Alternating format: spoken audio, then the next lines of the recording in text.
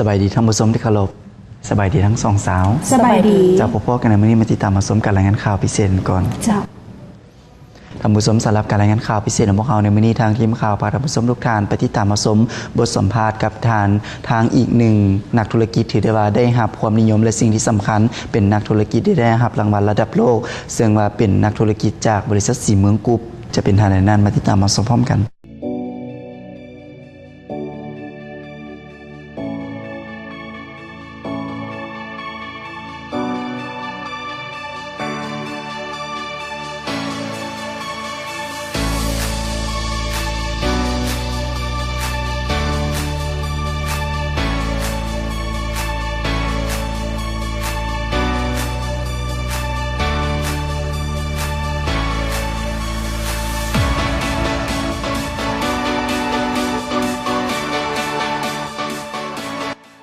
ก่อนอื่นมดก็ขอแสดงความดีใจเนาะแล้วก็ขอบใจเนาะนำสภาเนาะอุตสาหกรรมการค้าเนาะที่ได้เลือกสื่อเฮาเนาะเข้าอยู่ในที่ให้มีได้รับรางวัลนี้เนาะข้าพเจ้าก่อนได้รับรางวัลนี้ก็ได้รับรางวัลที่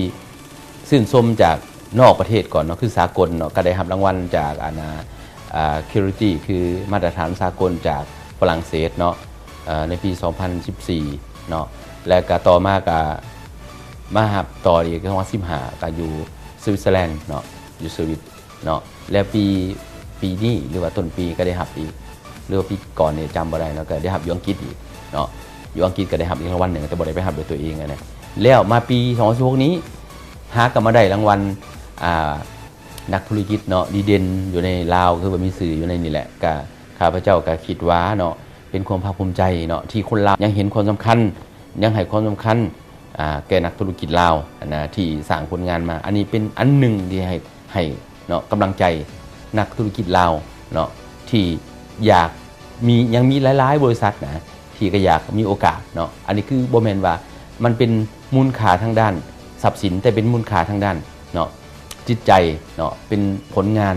เนาะและความสำคัญให้แก่นักธุรกิจเพราะว่าเป็นการชี้วัดผลงานของนักธุรกิจลาวเนาะเพื่อให้ได้คุณภาพและก็ก้าวสู่สากลเนาะอยู่ในผลงานอันเด่นของเรากับในการก่อตั้งบริษัทเฮามากันประมาณ10กว่าปีเนี่ยประมาณ15-16ปีนี้ก็ได้สร้างผลงานหลายด้านเนาะในการประกอบส่วนให้กับประเทศชาติเนาะนะฮะบริษัทของเราเนี่ยเป็นบริษัทนึงที่ได้ร่วมการพัฒนาเนาะเศรษฐกิจและก็สังคมอยู่ในประเทศลาวเฮาเนาะข้าพเจ้าที่ได้รางวัลนี่มานี่กามันแม่นความจริงเนาะแยกความเหมาะสมบ่หรือบ่เหมาะสมมันขึ้นกับผลงานเนาะอย่างข้าพเจ้านี้ในซีเมืองกรุ๊ปนี้ก็มีหลายผลงานเนาะอย่างทางสื่อได้เห็นออกในสังคมเลยจะมีทางธุรกิจหลายๆมีก่อสร้างมีเขื่อนไฟฟ้าน้ำตกมีนำเข้าส่งออกเรื่องนี้ก็มีการเงินการธนาคารและต่อไปก็ยังใกล้จะเปิดหมอนี่ก็จะมีบริษัทประกันภัยอีกก็จะเปิดอีกอันนี้ก็เป็นการเทียบให้เฮาว่าการเปลี่ยนแปลงเนาะของบริษัทของข้าพเจ้าที่ได้บ่ได้หยุดยั้งในการพัฒนาเศรษฐกิจและสังคมเพื่อบ่ให้เขาคิดว่าคนลาวเฮานี่นะเฮ็ดหยังบ่ได้เนี่ยอันนี้เฮาก็ต้องเริ่มจากตัวเฮาเองก่อนแต่ว่าสิ่งเกิดขึ้นนั้นแม่นว่ามันเป็นสบผลสำเร็จเป็นก้าวๆบ่แม่นได้มาด้วยที่แบบว่าได้มาปุ๊บมาด้วยบ่แม่นเป็นการบริหารจากตัวข้าพเจ้าเองเนาะเป็นความคิดเนาะเป็นเขาห้องว่าสติปัญญาของข้าพเจ้าที่อยากสร้างอยากให้มันมีหับใส่สังคมอันนี้แม่นสติปัญญาเพื่อจะคิดค้นผลิตภัณฑ์ออกมาหับใส่คนลาวหรือพี่น้องชาวลาวเนาะอันนี้ก็เป็นวิสัยทัศน์หรือเป็นความคิดของข้าพเจ้าอยากให้คนลาวเฮานี่เนาะมีชื่อเสียงอยู่ในระดับสากลเนาะในการ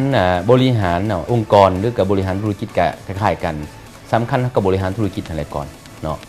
คณะเฮ็ดธุรกิจนะในการบริหารธุรกิจเนี่ยมุมมองของมันว่าเฮ็ดให้มันเป็นไปได้เนาะในแง่บวกเนาะในแก่กับผลสำเร็จนั้นและบุคลากรเนาะก็เป็นส่วนหนึ่งที่สำคัญเนาะที่จะให้เฮาเอามาพัฒนาเนาะการบริหารองค์กรเนี่ยก็ได้เบิ่งจุดรวมและจุดเด่นของคนลาวแหละเนาะคือการหนึ่งเฮาจะให้ทรัพยากรของคนลาวเฮานี้เรียนจบมาแล้วก็เอามาฝึกซ้อมเนาะฝึกสอนได้ให้เขาบำรุงและได้ซอกกลยุทธ์เนาะได้อบรมให้เขาได้เป็นพนักงานที่ดีเด่นเป็นวิศวการที่มีความรู้ความสามารถ เนาะในการสู่ในสังคมเนี่ยซีเมืองกรุ๊ปนี่เป็นอยู่ในระดับที่ว่ากะนำหน้าก็ถือว่าระดับแถวหน้าแล้วก็ก่อนๆก็มีการสวยเรือโรงเรียนเนาะ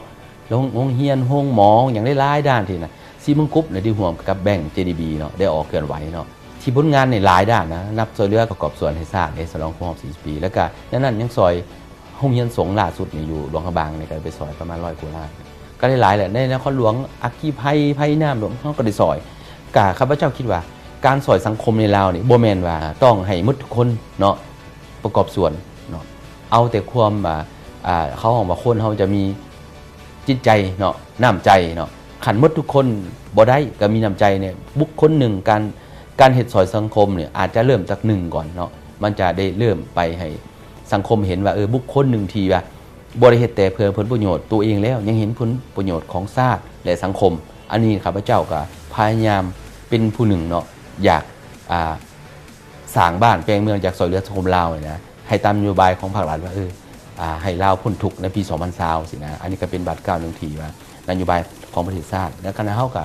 ได้ตอนนี้ก็ได้ระดมเลยได้ซอยเรือลูกหลานพ่อแม่ประชาชนมาเฮ็ดเวียกเฮ็ดงานนี่แหละได้เอามาเฮ็ดเวียกเฮาก็มีเงินเดือนเนาะมีเงินใช้และครอบครัวพ่อแม่เขาก็อยู่สุขสบายกับครอบครัวก็มีอยู่มีกินก็นี่ก็คือการประกอบส่วนคือกันเนี่ยกับสังคมเนาะในการซอยเรือคนได้สร้างงานตอนนี้เนาะซีเมืองกรุ๊ปตอนนี้มีรวมทั้งพนักงานของธนาคารรวมทั้งหมดกับประมาณ600-700 คนแล้วเนาะอันนี้ก็คือเป็นจำนวนคนที่หลายเนาะข้าพเจ้าก็ได้อยู่ในการคุ้มครองและในสร้างเบี้ยเห็นงานทำให้ข้าเจ้าเนาะให้เพื่อมีรายรับที่ดีขึ้นเนาะเพื่อได้หลุดพ้นจากความทุกข์ยากโดยไวก็ขอแสดงความใจเนาะและขอบคุณต่อคณะภาครัฐที่ได้ให้การสนับสนุนต่อองค์การสภาการค้า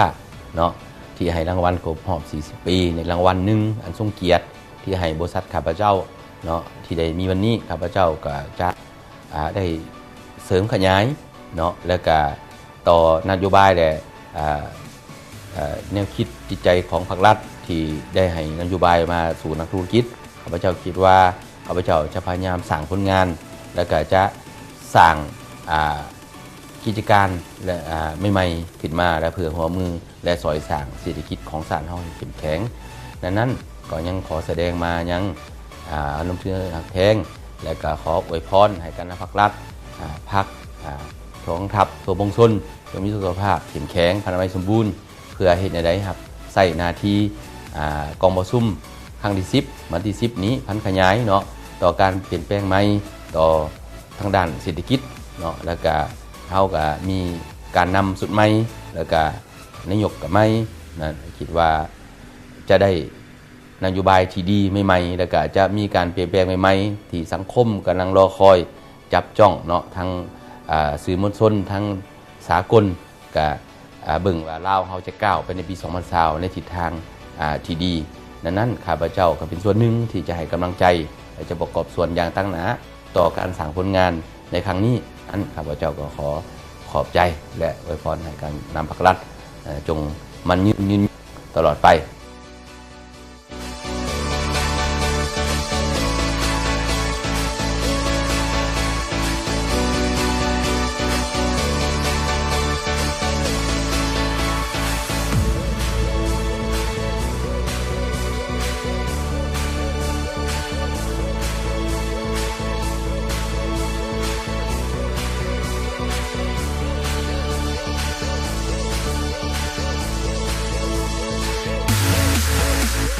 ท่านผู้ชมและที่ผ่านไปนั่นก็ถือได้ว่าเป็นอีกหนึ่งบทสัมภาษณ์ของท่านประธานกลุ่มบริษัทสีเมืองกรุ๊ปที่ได้มาเผยแพร่ในเรื่องของ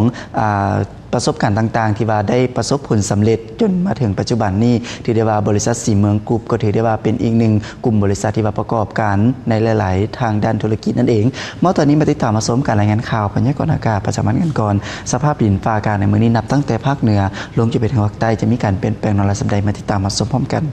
การรายงานข่าวพยากรณ์อากาศแจ้งเตือนภัย เฝ้าระวังสภาพฝนตกหนักน้ำท่วมสุและน้ำท่วมยืงบริเวณความกดดันอากาศต่ำได้ปกคลุมเขตภาคเหนือภาคกลางของสปป.ลาวด้วยกำลังปานกลางพร้อมเดียวกันกับลมมรสุมตะวันตกเฉียงใต้พัดปกคลุมเขตภาคกลางและภาคใต้ด้วยกำลังแรงซึ่งลักษณะเช่นนี้แม้นยังจะเฮ็ดให้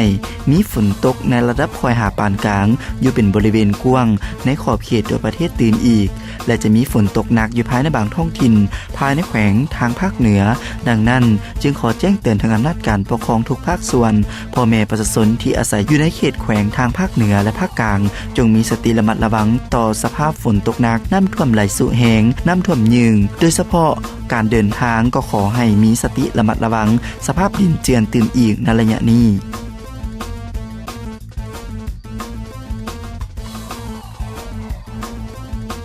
พยากรณ์อากาศในเวลา 12 โมงตอนบ่ายของมื้อนี้จนถึงเวลา 12 โมงตอนบ่ายของมื้ออื่นภาคเหนือทางด้านตะวันออกแขวงพงศาลีเมืองเวียงไซ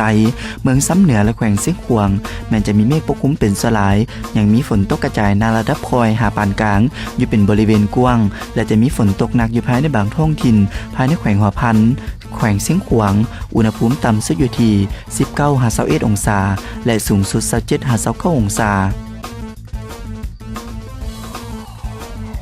ภาคเหนือทางด้านตะวันตกแขวงหนองน้ำทาเมืองสิงห์อุดมไซบ่อแก้วหลวงพระบางและสิงห์บุรีแม้จะมีเมฆปกคลุมเป็นสลายยังมีฝนตกกระจายในระดับคอยและตกปานกลางอยู่เป็นบริเวณกว้างและจะมีฝนตกอยู่ภายในบางท้องถิ่นภายในแขวงหนองน้ำทาอุดมไซหลวงพระบางสิงห์บุรีอุณหภูมิต่ำสุด 23-25 องศาและสูงสุด 31-33 องศาภาคกลางเขตสมบูรณ์พลโฮงปักสันหลักสาวท่าแขกสวรรณเขตและเซโนแม้จะมีเมฆปกคลุมเป็นสลายยังมีฝนตกกระจายในระดับคอยหาปานกลางอยู่เกือบทั่วไปและจะมีฝนตกหนักอยู่ภายในบางท้องถิ่นภายในแขวงเวียงจันทร์บริคำไซอุณหภูมิต่ำสุด 24-26 องศาและสูงสุด 29-31 องศาสำหรับแขวงไซสมบูรณ์แม้จะมีฝนตกกระจายในระดับคอยและตกปานกลางอยู่ตื่มอีกอุณหภูมิต่ำสุด 18-20 องศาและสูงสุด 20-22 องศาโดยเฉพาะภายในเขตเมืองเซบังไฟเมืองเซจำพรให้มีสติระมัดระวังสภาพน้ำท่วมยืงตื่มอีกและขอให้เก็บเมียนเครื่องของและทรัพย์สินที่มีค่าพร้อมด้วยสัตว์เลี้ยงไว้ในบ่อนที่ปลอดภัยและมันติดตามรับชมข่าวพยากรณ์อากาศตื่มอีก